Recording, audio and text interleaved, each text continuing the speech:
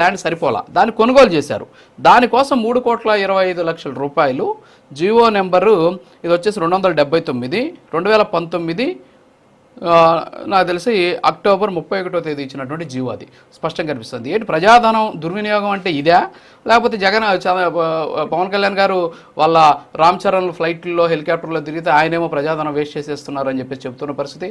ఆయన కనీసం అక్కడ ఈ ప్రభుత్వం ఇచ్చినటువంటి బిల్డింగ్ని కూడా తీసుకోకుండా ఆయన పార్టీ ఆఫీస్లో పెట్టుకున్నటువంటి పరిస్థితి. సో ఏంటి ఇప్పుడు ఈ డాక్యుమెంట్ చూసి మీరు ఏం చెప్తారు? నిజంగా వాళ్ళు చేస్తున్నటువంటి ఆరోపణలు నిజం ఉందంటారా? నోరు తెరిస్తే పచ్చి అబద్ధాలు ఆడతారని ఆంధ్ర రాష్ట్ర ప్రజలందరికీ తెలుసు సార్.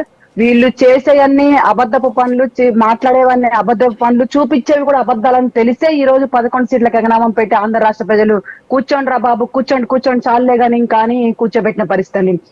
ఇతను కేవలం అతని సెక్యూరిటీ కోసం, అతను డ్రిల్స్ పెట్టుకోవడం కోసమే అన్ని కోట్లు ధనాన్ని, ప్రజల సొమ్ము, ఎవరి సొమ్ము సార్, ఎవరబ్బా సొమ్ము అని వీళ్ళు అప్పటికప్పుడు ల్యాండ్ కొని అందులో చేసుకోవడానికి సార్. ఇది పోతే పవన్ కళ్యాణ్ అనే స్థాయి గాని స్తోమత గాని వీళ్ళకు ఉందా సార్? అసలు పవన్ కళ్యాణ్ అనే వ్యక్తి ఏంటో ఆంధ్ర రాష్ట్ర ప్రజలకు తెలుసు. వీళ్ళకి లాగా తప్పు చేసి అడ్డంగా దొరికిపోయిన కేసుల్లో కోర్టుకు వెళ్ళడానికి తాడేపల్లి కొంపలో బ్రేక్ఫాస్ట్ చేసి, హైదరాబాద్ కొంపలోనేమో లంచ్ చేసి, బెంగళూరు కొంపలో డిన్నర్ చేసే వాళ్ళని ప్రజాధనాన్ని దోచుకున్నారు, ప్రజల సొమ్ము దోచుకొని కుక్కలుగా తినేస్తున్నారు, ప్రజాధనాన్ని ఖర్చు పెడతారంటారా? ఈ రోజు తన కొడుకు రామ్ చరణ్ గారు ఫ్లైట్ తీసుకొని వెళ్ళి, ఆయన కూడా ఊరికనే వెళ్ళలేదు కదా సార్, ఆయన వీళ్ళకిలాగా ఎంజాయ్ చేయడానికి వెళ్ళలేదు కదా సార్. విదేశాల్లోకి వెళ్ళి టూర్ లో ఎంజాయ్ చేయడానికి, పిల్లల పేరు చెప్పుకొని అక్కడ ఉన్న వీళ్ళ వ్యాపారాలు చూసుకోవడానికి, దొంగ వ్యాపారాలు చూసుకోవడానికి, దొంగల్ని కలిసి రావడానికి వీళ్ళేమి ప్రజాధనాన్ని ఖర్చు పెట్టలేదు కదా సార్. అతను అటవీ శాఖ మంత్రి. సో అతని మీద ఆ బాధ్యత ఉంది. పుక్కడగా దోచేసి కొన్ని వందల ఎకరాలు దోచేసి పెద్ద పెద్ద బిల్డింగ్లు కట్టుకొని, ఇష్టాను రాజ్యంగా దానికి రోడ్లు వేసుకొని, వాళ్ళు కంచెలు నిర్మించుకొని, వాళ్ళ ఇష్టానుసారంగా వాళ్ళు నిర్మించుకోవడానికి ఎవడబ్బా సొమ్ము సార్ ఇది? ఎవడి సొమ్ము ఇది? ఎవరి సొమ్ము అని అడుగుతా ఉన్నాను. ఈ రోజు ఆంధ్ర రాష్ట్ర ప్రజలు పిచ్చోళ్ళ కనిపిస్తా ఉన్నారా?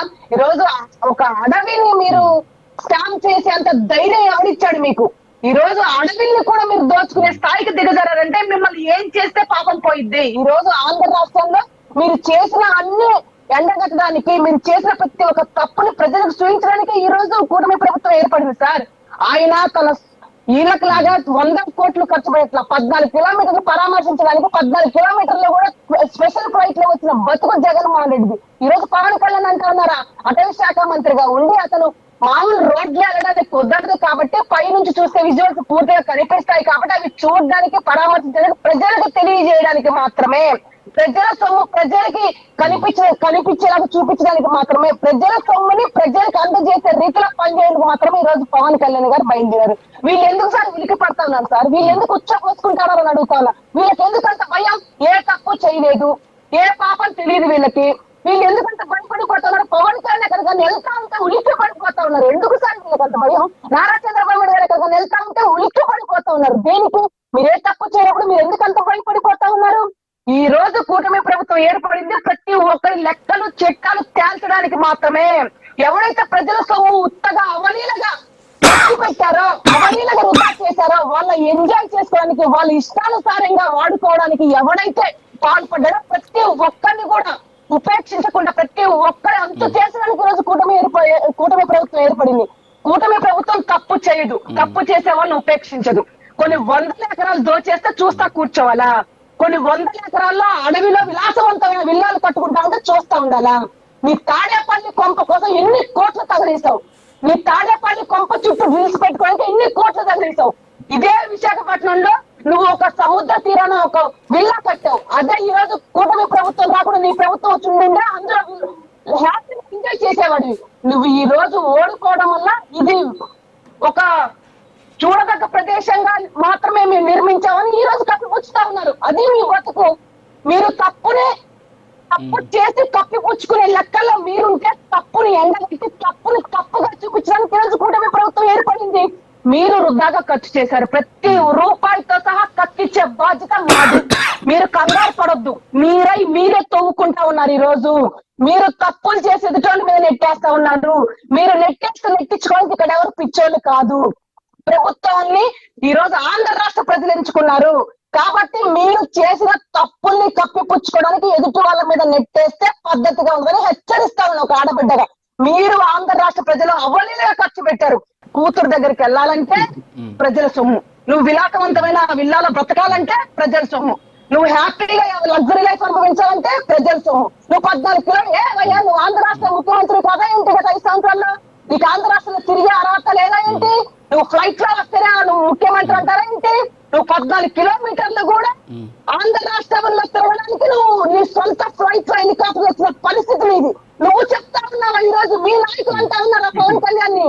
పవన్ కళ్యాణ్ మీకు 14 కిలోమీటర్లు 15 కిలోమీటర్లు వెళ్తాడు, ఎక్కడికైనా కార్లు వెళ్తాడు ఆయన. గుర్తు పెట్టుకోండి. ఈ రోజు ఆయన చేసిన మంచి పనులు ఒక గ్రామానికి వెలుతురు అంటే ఏంటి తెలియని చీకటి బ్రతుకుని ఈ రోజు వెలుతురులోకి తీసుకొచ్చిన మహానాయకుడు ఆయన.